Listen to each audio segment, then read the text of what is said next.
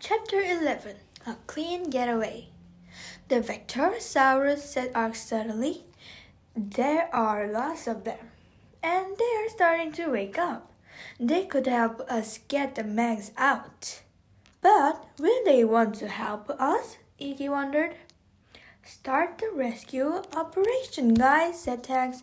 I'll see what I can do. With rocks, hooves, and claws, Gypsy, Arx, Iggy, and Gastro started cracking open the tanks.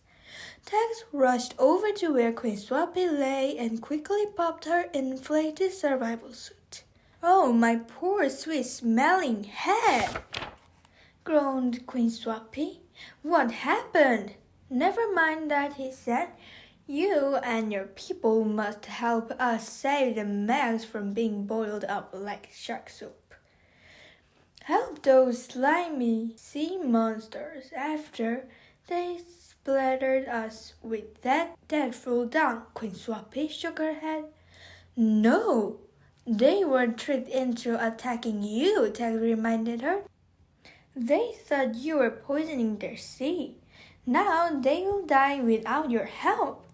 You're wasting your time with that feeble lot, Tag, sneered Janice, still stuck in her giant dung ball. All they care about is keeping clean. Prove her wrong, Tags urged Queen Swappy. Show mercy to the Megs, please, Queen Swappy gulped. Cries and wails and shrieks were starting up along the beach. Not from the helpless Meg, but from the Vectorosaurus. They had just realized how dirty their survival suits are. Stop moaning, you lot, the queen cried. We Vectorosaurus are made from sterner stuff. Now burst your silly suits. They are not tooth or claw-proof at all. Hurry, we must help the Astrosaurus rescue the Megs. Thanks, Your Majesty. Tags hugged Queen Swappy, smearing her with sand as he did so. For a moment, her bottom lip wobbled. Then she smiled and brushed the sand away. Let's get on with it. The beach filled with noisy pops as the bewildered Bacterosaurus bustled about the beach in deflating suits. They all mucked in to free the Megs from the bubbling tanks. With Gastro, Tags, and his crew, they heaved the enormous super shark back into the sea. With all her strength, Gypsy dragged King Finn to the water's edge. He wriggled into the gentle waves and sighed with relief. Thank you, my dear. Can you forgive an old fool for believing those terror birds and locking you up? Gypsy smiled. Everything's okay now. You and the Vectorosaurus can live in peace again. Soon the waters were brimming with gray fins and happy sighs. To say thank you, the Megs used their sharp teeth to remove what was left of the Bacterosaurus' filthy survival suit. The dinosaurs danced together in the water, grateful and glad to be clean again. There's going to be a terrible mess to clean up, said Queen Swappy. That's true, Tags agreed. Clean Island is still sinking under the weight of all that poo and wee. I think I can make a special mixture that will dissolve it, said Castro. We will make it together, said Arx firmly. And then, once the thong has disappeared, the island will rise up from the waves once again.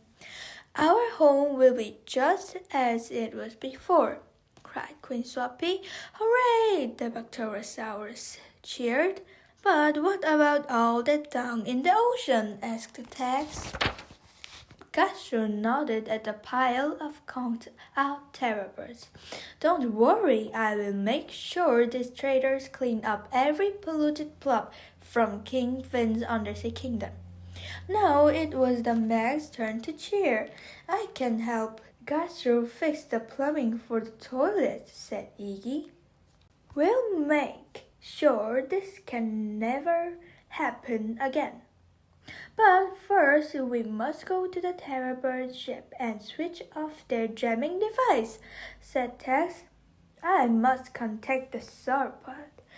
The Timorphodon will be very worried about us by now. And I'm sure Admiral Rosso will be dying to know what's been going on. Gypsy agreed. Tex turned to Castro. We will have to take Janice and your ex-friends to the SSHQ to face justice. But you have proved yourself to be a very noble bird. I'm sure we can find you a happy home on any planet in the vegetarian sector. That's very kind of you, said Castro, but if it's all right with Queen Swappy, I would like to stay here. Queen Swappy grinned and gave him a hug. Of course you can stay here, you silly great bird. This is your home and it wouldn't be the same without you. Castro hugged her back. The planet's 3 suns were just starting to set. Iggy smiled through a yawn. Well, it's been a long, long day, but at least we managed to save the day, said Tex. Gypsy nodded. By getting everyone to work together, there's a lot more work to be done before we can all go home. Arx reminded her. Who wanted to go home? Iggy retorted. I've thought of a much better use for all those catapulted coconut smoothies. Let's have a beach party. Brilliant, said Gypsy. Kingfin whooped.